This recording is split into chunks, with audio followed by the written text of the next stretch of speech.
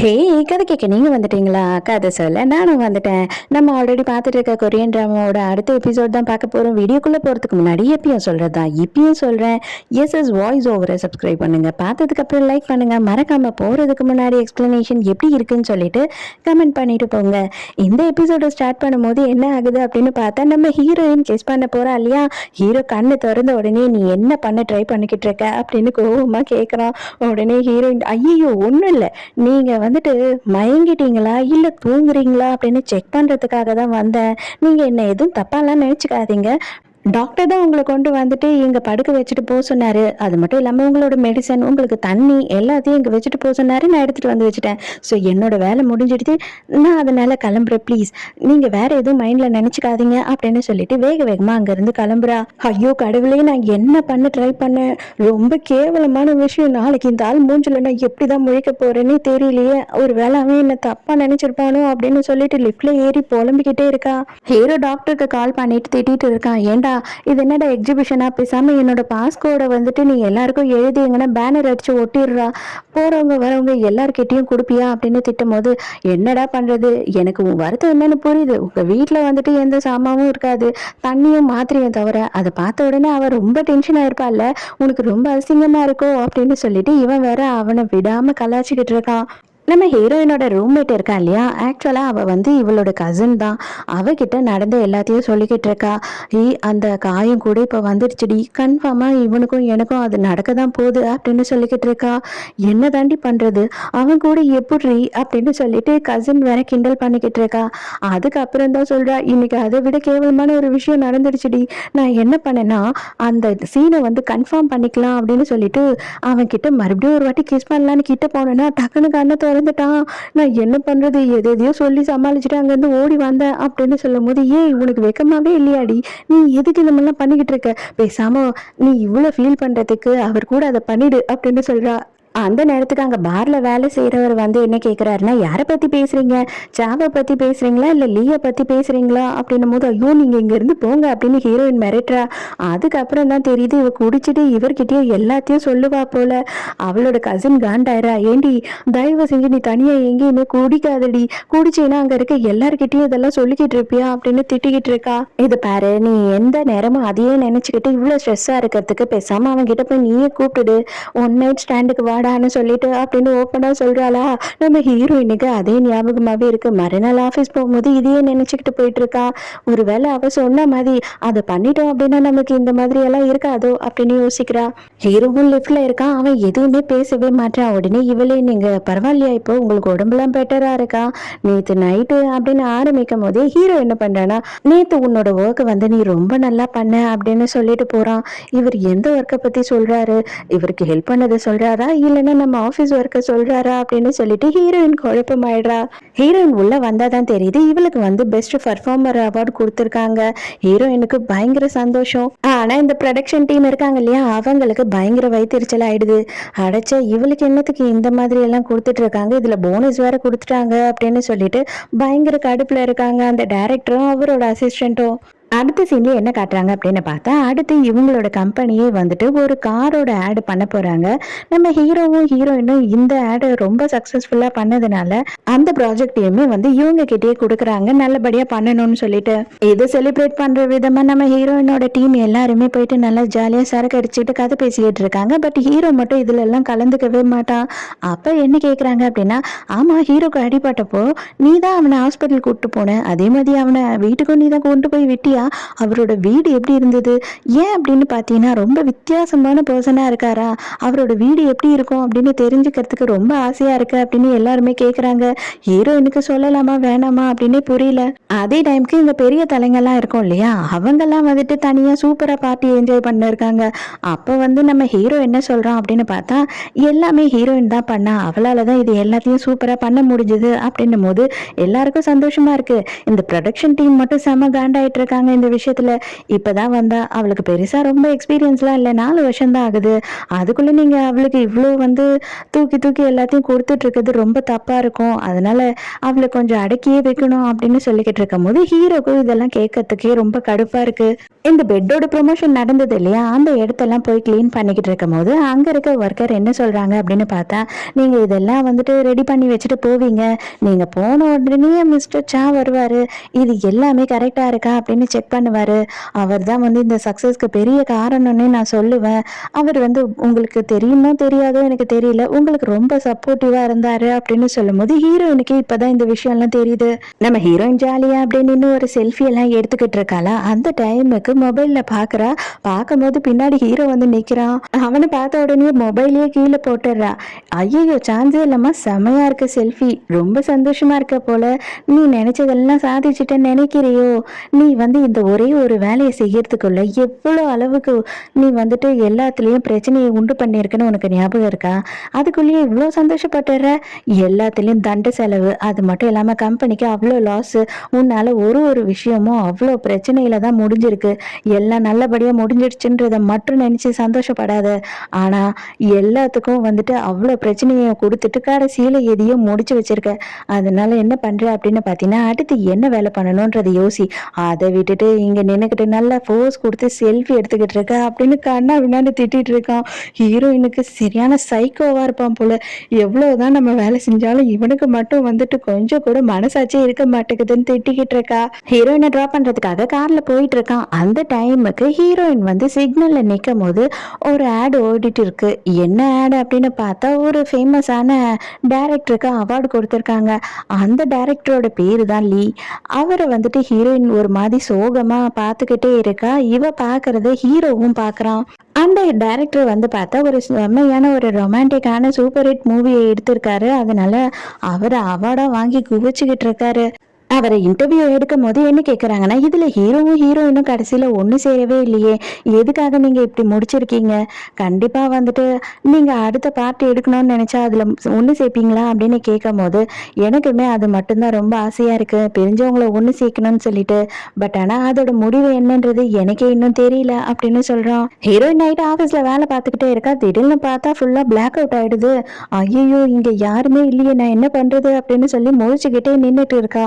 Hero அந்த இடத்துக்கு வரானா, இவ ஐயையோ யாரு அப்படின்னு கத்தலான்னு வர, கரெக்டா வாயை பொத்துறான். ஏய் நான் தான், வேற யாரும் இல்லச்சா அப்படின்னு சொல்லும்போது, இப்போ அவன் வந்து அவளோட லிப்ஸை தொட்டுட்டான் இல்லையா? இப்போ அவளுக்கு ஃபியூச்சர்ல நடக்குதுன்னு ஞாபகம் வருது. என்ன அப்படின்னு பார்த்தா, நம்ம ஹீரோ வந்து கையில ரிங்கோட இவகிட்ட வந்து ப்ரப்போஸ் பண்ற மாதிரி. அதை பார்த்த உடனே அவ ஐயையோ என்னடா இது அப்படின்னு சொல்லிட்டு பயங்கர டென்ஷன் ஆகுறா.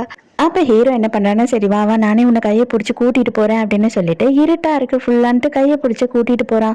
"உங்களுக்கு எப்படி இவ்ளோ இருட்டுலயும் கண்ணு தெரியுது?" அப்படின்னு கேட்கும்போது, "ஆமா, ஒரு நாளுக்கு 1000 வாட்டி இந்த இடத்துல போய் வந்துகிட்டு இருக்கேன். இந்த அளவு கூட நமக்கு பிராக்டிஸ் இல்ல அப்படின்னா நம்மலாம் வேஸ்ட்ன்னு அர்த்தம். வா" அப்படின்னு சொல்லி கூட்டிட்டு போறான். கரெக்டா கரண்ட் வந்துருது. கரண்ட் வந்த உடனே ஹீரோவோட கைய பாக்குறாளா, அப்ப அவளுக்கு ஃபியூச்சர்ல தெரிஞ்சது இல்லையா?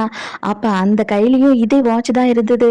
ஐயையோ! இந்த மிஸ்டர் சாதானா, இந்த ஆள் நமக்கு ப்ரப்போஸ் பண்ண போறானா, என்னடா நடக்குது அப்படின்னு சொல்லிட்டு இவ குழப்பத்துல இருக்கா. அவன் ஏதோ வேலை விஷயமா கேள்வி கேட்டுக்கிட்டே இருக்கான். ஆனா எதுவுமே இவ காதுலயே விழல. அவன் கிளம்பியே போயிடுறான். இவங்க கிளம்பலான்னு வெயிட் பண்ணிக்கிட்டு இருக்காங்க. அப்ப நல்லா மழை பெய்யுது. "நீ வந்துட்டு ஒரு விஷயம் சொன்ன தெரியுமா, ஒரு நாள் இங்க நின்னுக்கிட்டு, அதாவது இங்க இருந்து பார்க்கும்போது நம்ம டயர்டா வேலை செஞ்சுட்டு வருவோம். மழை பெஞ்சிட்டு இருந்ததுன்னா ரொம்ப நல்லா இருக்கும்" அப்படின்னு சொல்லி, "அது உண்மைதான்" அப்படின்னு சொல்றான். ஆக்சுவலா இது நடந்து 3 வருஷம் ஆகுது. அதுக்கு தான் ஹீரோயின் கேட்குறா, "3 வருஷம் கதைய இன்னும் ஞாபகம் வச்சுட்டு இருக்கீங்க" அப்படின்னு சொல்லி. ஹீரோ எதுவுமே பதில் சொல்லாம கிளம்பி போயிடுறான். ஹீரோயினும் அவளோட ஃப்ரெண்ட்ஸும் வந்துட்டு ட்ரெஸ் வாங்குறதுக்காக ஷாப்பிங் போயிருக்காங்க. அங்க பார்க்கும்போது ஹீரோ வந்துட்டு ஏதோ ஒரு ஜுவல்லரி ஷாப்ல ஏதோ வாங்கிட்டு இருக்கான். இவளுக்கு தான் கனவுல வந்து வந்தது இல்லையா, ரிங்க வச்சிருந்தான் இல்லையா? அதனால இவளுக்கு மனசுக்குள்ள அவன் ரிங்க வாங்குறான் அப்படின்றது தோண ஆரம்பிச்சிடுது. ஹீரோயினுக்கா பயங்கர குழப்பமா இருக்கு. எப்பல இருந்து இவன் நம்மள லவ் பண்ண ஆரம்பிச்சிருப்பான்? சான்ஸே இல்லையே. இவன் எந்த நேரமும் நம்மள எரிஞ்சு மட்டும் தான் விழுந்திருக்கான். இது வரைக்கும் ஒரு நாள் நம்மள புகழ்ந்து கூட பேசினது இல்லையே அப்படின்னு சொல்லிட்டு ஃபீல் பண்ணிக்கிட்டு இருக்கா. மறுநாள் அந்த பார்ட்டியும் நடக்குது. நம்ம ஹீரோயினும் ஹீரோயினும் வந்து ரெட் கலர்ல அவளோட ஃபியூச்சர்ல தெரிஞ்சது இல்லையா அதே ட்ரெஸ்ஸை போட்டுக்கிட்டு தான் வந்திருக்கா. நம்ம ஹீரோவும் அந்த இடத்துக்கு வரானா ஆளே வந்து டோட்டலா டிஃப்ரெண்டா இருக்கான். ஹேர் கட் எல்லாம் வித்தியாசமா பண்ணிருக்கான். ஹீரோயின் கிட்ட வந்து எதுனா என்கிட்ட நீ சொல்லணுமா அப்படின்னு கேட்கும்போது அதெல்லாம் ஒண்ணும் இல்லையே, ஏன் நீங்க எதுனா சொல்லணுமா அப்படின்னு சொல்லி இவ கேக்குறான். அப்படியெல்லாம் ஒண்ணும் இல்ல, நான் போயிட்டு சீஃப் எல்லாம் பார்க்க வேண்டியிருக்கு அப்படின்னு சொல்லிட்டு அவன் அங்க இருந்து போயிடுறான். அதே நேரத்துக்கு கசினை காட்டுறாங்க. இவ வந்து கிளப்ல தனியா ஜாலியா என்ஜாய் பண்ணிக்கிட்டு இருக்கா. அங்க ஒரு பையனை பாக்குறா. அவன் கிட்ட பேசி அதுக்குள்ள பழக ஆரம்பிச்சிடுறா பயங்கரமா. நம்ம ஹீரோயினும் ஹீரோவையே பார்த்துக்கிட்டு இருக்கா. எப்படா இவன் சொல்லுவான் அப்படின்னு சொல்லிட்டு ஹீரோவுமே ஏதோ மாதிரி யோசித்து யோசிச்சு ஹீரோயினையும் பார்த்துக்கிட்டு இருக்கான். அந்த டைமுக்கு நம்ம ஹீரோயினோட ஃப்ரெண்டு என்ன சொல்றானா, சான்ஸே இல்லை, இன்னைக்கு வந்து செம்ம ஹேண்ட்ஸமா இருக்காருல்ல, ரொம்ப டிஃப்ரெண்டா இருக்காரு, அவரோட ஹேர் கட்டிங்கே சூப்பரா இருக்கு அப்படின்னு சொல்லி சைட் அடிச்சுக்கிட்டு இருக்கா. நம்ம டாக்டர் அந்த கிளப்புக்கு வராரு. வரும்போது அந்த பையன் டான்ஸ் ஆடிக்கிட்டு இருக்கான் இல்லையா, அவனோட போட்டோ காமிச்சு நான் போலீஸு, இவனை பாத்தீங்களா யாருன்னா அப்படின்னு சொல்லி கேட்குறாரு. அவங்க இல்லை சார் அப்படின்னும் போது நான் உள்ள போய் செக் பண்ணவா அப்படின்னு கேட்டோன்னே போங்க சார் அப்படின்னு அவனுங்களும் அனுப்பிடுறானுங்க. இவருக்கு ரொம்ப சந்தோஷம். இவர் இந்த போட்டோவை வச்சு கேட்டுக்கிட்டு இருக்கிறது நம்ம கசின் பாக்குறா. பார்த்த உடனே இவனை இப்பதான் நான் இங்க பார்த்தேன் அப்படின்னு சொல்லிட்டு இவங்க 2 பேரும் சேர்ந்து தேட ஆரம்பிக்கிறாங்க. எல்லா இடமும் ஆஞ்சி ஓஞ்சி தேடி முடிச்சிடுறாங்களா. பட் ஆனா அவனை கண்டே பிடிக்க முடியல. சரிம்மா, அவன் வேற எங்கன்னா போயிருப்பான்னு நினைக்கிறேன், ரொம்ப தேங்க்ஸ், நான் போறேன் அப்படின்னு சொல்றாரு. என்னது போறியா, நான் கிளப்ல ஜாலியா என்ஜாய் பண்ணிக்கிட்டு இருந்தேன், உனக்கு ஹெல்ப் பண்ணணும்னு நான் வந்தேன், எனக்கு டைம் வேஸ்ட் பண்ணிட்டு நீ இப்ப போறேங்கிற, அப்படியெல்லாம் உன்னால போயிட முடியாது, நீ கூட இருந்துதான் ஆகணும் அப்படின்னு கம்பல் பண்றா இவ. அந்த டைம்க்கு ஒரு வண்டி வேற இவ மேல இடிக்கிற மாதிரி வருதா. நம்ம டாக்டர் வந்து செம்ம ரொமான்டிக்கா புடிச்சு காப்பாத்துறாரு. அதுக்கப்புறம் இவ போக விடுவாளா என்ன டாக்டரை, நான் கூப்பிடுற இடத்துக்கு இன்னைக்கு என் கூட நீங்க வந்துதான் ஆகணும் அப்படின்னு சொல்லிட்டு அவ போறா. டாக்டரும் பின்னாடியே போறாரு. நம்ம ஹீரோயினை காட்டுறாங்க. ஹீரோயின் வாஷ்ரூம்ல நின்றுக்கிட்டு எப்ப இவன் கொடுப்பான், இப்போ வந்து கொடுத்துருவானா இல்ல லேட் ஆகுமா அப்படின்னு சொல்லி முழிச்சுக்கிட்டு இருக்கா. ஹீரோயின் நடந்து போயிட்டே இருக்கும் போது கூப்பிடுறாங்க. ஆஹா, அந்த டைம் வந்துருச்சு போல அப்படின்னு சொல்லிட்டு அவளும் நிக்கிறா. அப்படியே ஆசையா திரும்பி பாக்குறா. அவளோட ஃபேஸ் ரியாக்ஷனே மாறிடுது. என்னடா அப்படின்னு பார்த்தா அந்த டைரக்டர் லீ இருக்காரு இல்லையா, அவர் தான் வந்து நின்று இருக்காரு. ஐயோ கடவுளே, நானும் 100 தடவைக்கு மேல இதை பிராக்டிஸ் பண்ணிட்டேன், ஆனா இப்போவும் நான் கரெக்டா பண்ணுவேனான்னு எனக்கு தெரியல அப்படின்னு சொல்லிட்டு இவரு தான் இவகிட்ட வந்துட்டு ரிங்க நீட்டுறாரு. இவ வந்து பயங்கரமா டிசப்பாயிண்ட் ஆயிடுறா. உடனே வந்துட்டு என்ன பதில் சொல்ல போற அப்படின்னு கேட்கும் போது அவ அங்க இருந்து நேரா கிளம்பி போயிடுறா, எதுவுமே பேசாம. அதுக்கப்புறம் தான் மேனேஜ்மெண்ட் வந்துட்டு இவரை கூப்பிட்டு இன்ட்ரடியூஸ் பண்றாங்க. என்ன அப்படின்னு பார்த்தா அந்த காரோட ஆட் வந்து இவர் தான் டைரக்ட் பண்ண போறாராம். நம்ம ஹீரோயினும் வந்துட்டு ரொம்ப டென்ஷனா பார்த்துக்கிட்டு இருக்காளா. அவ டென்ஷனா இருக்கிறத ஹீரோவும் நோட் பண்றான். மறுபடியும் இவர் வந்து தனியா ஹீரோயின் கிட்ட பேசுறாரு. இந்த வேலையில உங்க கூட சேர்ந்து வேலை செய்யறதுல எனக்கு ரொம்ப சந்தோஷம் அப்படின்னும் போது எனக்கும் சந்தோஷம் அப்படின்ட்டு அங்க இருந்து வேக வேகமா போயிடுறா. ஆக்சுவலா பார்த்தா லாஸ்டா நம்ம ஹீரோயின் டேட் பண்ணது இவர் டைரக்டர் லீய தான். அவர் வந்து ஒரு சின்ன லெவல் டைரக்டரா இருக்கும் போது இவங்க 2 பேருமே டேட் பண்ணியிருக்காங்க. ஆனா வந்து இவங்களுக்குள்ள பிரச்சனை மேல பிரச்சனை வந்துகிட்டே இருந்திருக்கு. கண்டினியூவா ஹீரோயினே தான் பிரேக்கப்பும் பண்ணிருக்கா. இதையே யோசித்துக்கிட்டே போயிட்டு நடு ரோட்ல நின்னுறா. சிக்னல் போட்டிருக்கப்போ கரெக்டா ஹீரோ வந்து காப்பாத்துறான். என்னாச்சு உனக்கு, பைத்தியம் பிடிச்சிருச்சா, ஏ அறிவில்ல அப்படின்னு சொல்லிட்டு இஷ்டத்துக்கு திட்டுறானா. அவ்வளவுதான், அவ ஓன அழ ஆரம்பிச்சுதா. இப்ப எதுக்காக அழற, நான் உன்னை என்ன சொன்னேன் அப்படின்னு சொல்லி கேட்கும் போது நானே சோகத்துல இருக்கேன், என்ன எதுக்காக இந்த அளவுக்கு திட்டுறீங்க, உங்களுக்கு என்ன திட்டுறதை தவிர வேற எதுவுமே வந்து தெரியாதா அப்படின்னு சொல்லி இன்னும் அழ ஆரம்பிச்சிடுறா. அடுத்த சீன்லயே பார்த்தா நிறைய சைட் டிஷ் எல்லாம் வாங்கி வச்சுட்டு பயங்கரமா குடிச்சுக்கிட்டு இருக்கா.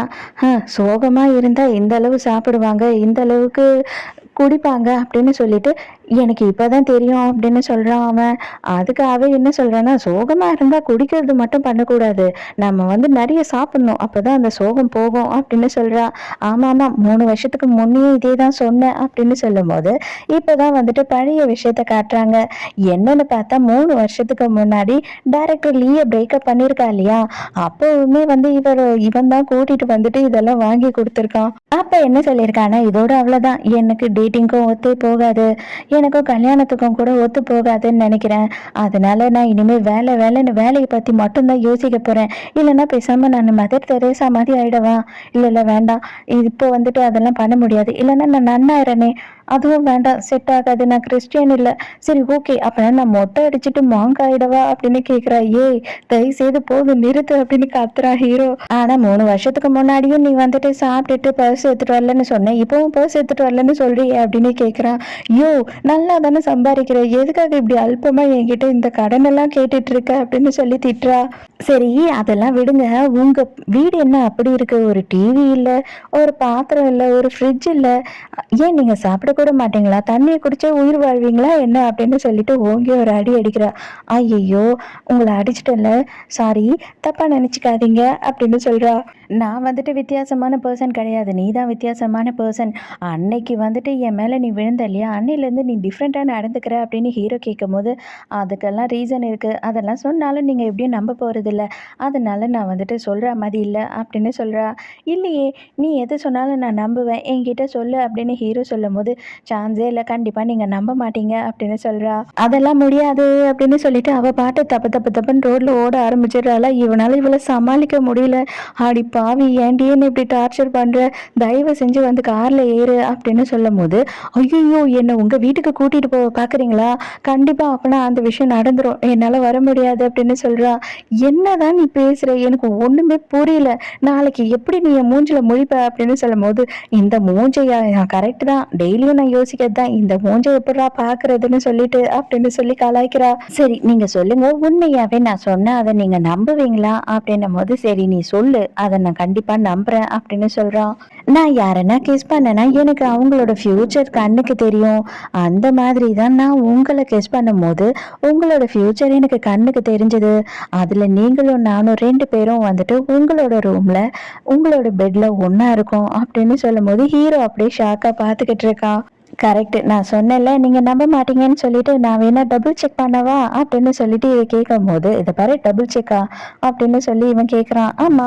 இன்னொரு வாட்டி உங்களோட ஃப்யூச்சர் என்னன்னு பார்த்து நான் கிளியரா சொல்லவா?" அப்படின்னு கேட்குறா. "நீயே தான் சொல்லியிருக்க. அதுக்கப்புறம் வந்துட்டு, இதுக்கு நான் பொறுப்பேத்துக்க முடியாது" அப்படின்னு சொல்லிட்டு, ஹீரோவே ஹீரோயின கிஸ் பண்ண ஆரம்பிச்சிடுறான். அட பாவிங்களா! என்னடா நீங்க இப்படி பண்றீங்க? அப்படின்ற மாரி தான் நமக்கு இருந்தது. சரி ஓகே. இன்னைக்கு முடிஞ்சா ஈவினிங்கே நான் அடுத்த எபிசோட் போடுறேன். ஸோ இதோடயே இந்த எபிசோட் முடியுது. நாளைக்கும் மறக்காம கதை கேட்க வந்துருங்க. நானும் மறக்காம கதை சொல்ல வந்துடுறேன். பாய்.